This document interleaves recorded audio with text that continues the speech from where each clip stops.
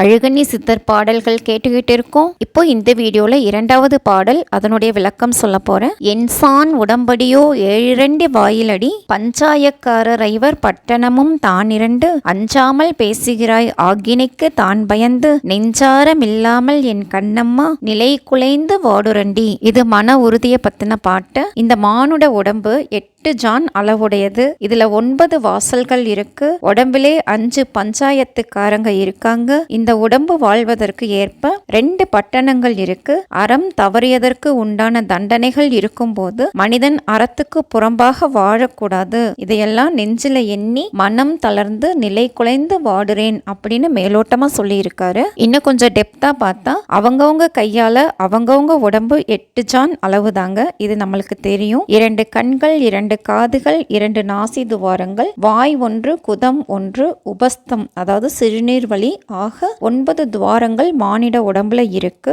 இதை என்சான் உடம்படியோ 7 வாயிலடி அப்படின்னு சொல்லியிருக்காரு. 7 அப்படின்னா 14ன்னு எடுத்துக்காதீங்க. 7 + 2 9 அப்படி அர்த்தத்துல சொல்லியிருக்காரு. மெய், வாய், கண், மூக்கு, செவி அப்படின்னு 5 புலன்களை தான் பஞ்சாயக்காரர் ஐவர் அப்படின்னும், நம்ம வாழ்ந்துட்டு இருக்கிற இந்த உலகத்தையும் மரணத்துக்கு அப்புறமா கிடைக்க இருக்கக்கூடிய ஆன்ம லோகத்தையும் 2 பட்டினங்கள் அப்படின்னு சொல்லியிருக்காரு. நம்மளுடைய கர்ம வினைகளுக்கு ஏற்பதான் பிறப்பும் சுக துக்கங்களும் நடக்குது. அதனால நம்ம தீங்கு நினைக்கிறதுக்கும் தீங்கு செய்யறதுக்கும் பயப்படணும் அப்படின்னு நம்மளுக்கு சொல்றதுக்காக தான் அஞ்சாமல் பேசுகிறாய் அப்படின்னு சொல்லியிருக்காரு. மானுட வாழ்வினுடைய உண்மைகள் இவ்வாறு இருக்கு அப்படிங்கறத எண்ணி மனசு நடுங்கி நிலை குலைந்து வாடுறேன் அப்படின்னு தன்னுடைய பயத்தை சொல்றாரு. இதை தாங்க ஆக்கினைக்கு தான் பயந்து நெஞ்சாரம் இல்லாமல் நிலை குலைந்து வாடுரண்டி அப்படின்னு சொல்லியிருக்காரு. என்ன ஃப்ரெண்ட்ஸ், பாட்டோட பொருள் புரிஞ்சிருக்கும்னு நினைக்கிறேன். மறுபடியும் 3வது பாடல்ல சந்திக்கலாம். தேங்க்யூ.